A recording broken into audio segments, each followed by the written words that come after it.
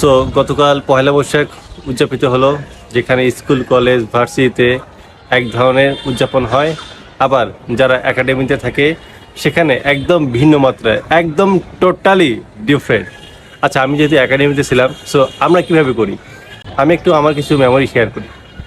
So আমরা একাডেমিতে সবসময় ইংলিশে কথা বললেন। সো আমরা একাডেমিতে সবসময় ইংলিশে কথাবার্তা বলি, যেখানে বাংলা কথা বলাটা একদম অপরাধ, একদম অফেন্স। যদি কেউ বাংলা কথা বলে ভুল করে হলেও তাকে শাস্তি পেতে হয়।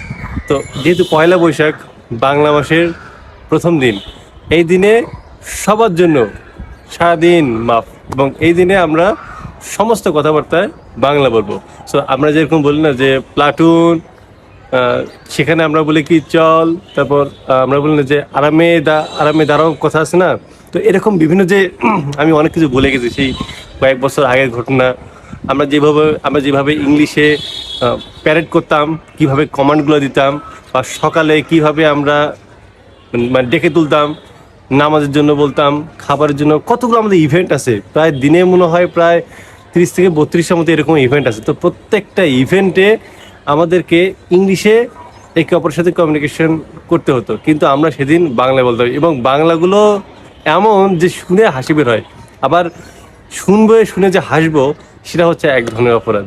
তো এই দিনে মনে হয় আমরা কি খাচ্ছিলাম, পান্তা খাইছিলাম কিনা আমার আসলে খেয়াল নেই, মানে পান্তা অথবা ইলিশ। আমি আবার ইলিশ খাই না, তো আমার আসলে খেয়াল নেই আমরা আসলে কী করছিলাম। বাট খাবার দাবারটা ছিল একদম অন্যান্য দিন থেকে আলাদা। আমরা যেহেতু অনেক ভালো খাওয়া দাওয়া করতাম প্রতিদিন, বাট সেদিনের খাবার দাবারটা ছিল অনেক ডিফারেন্ট। এবং সেদিন মনে হয় আমাদের ওপর সিনিয়ররা খুব একটা বেশি টর্চার করেনি। টর্চার বলতে কি, যে পাঙ্গানি বা পানিশমেন্ট ওই দিনের জন্য আমাদের মনে হয় একটু কম ছিল, যে খুব একটা বেশি চাপ দেয়নি। এবং সেদিন আমাদের সিনিয়র স্যারেরা আমাদের সাথে অনেক ভালোভাবে কথাবার্তা বলছিল, না এমনিতেই ভালোভাবে কথাবার্তা বলে।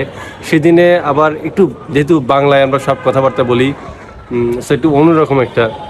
এবং সেদিনে মনে আমরা বাংলা সিনেমা দেখছিলাম। সচরাচর আমরা যখন সময় সুযোগ পাই আমরা ইংলিশ বিভিন্ন মুভি দেখি, বাংলা খুব একটা দেখা হয় না। কিন্তু সেদিন মনে হয় আমরা বাংলা, মানে সব কিছু হচ্ছে বাংলা, একদম টোটালি একদম বাংলা। তো এটা ছিল একদম অন্যরকম একটা ফিলিংস। তো আমার যতটুকু মনে আছে আমি শেয়ার করলাম। আমি বুঝি না যে যারা এই জায়গাগুলোতে গেছে শেয়ার করতে পারে যার যেটা অভিজ্ঞতা। সো আমার যতটুকু মনে আছে আমি শেয়ার করলাম, এবং দ্যাটস ডিফারেন্ট। আমরা এরকম স্কুল কলেজ ভার্সিটিতে বন্ধু বান্ধব গার্লফ্রেন্ড নিয়ে কত বৈশাখী কত উদযাপন করি, আমাদের ওগুলো খুব একটা কিছু না। জাস্ট শুধু বাংলা কথাবার্তা বলা, কিছু বাঙালি খাওয়া দাবার, এতটুকুই। সো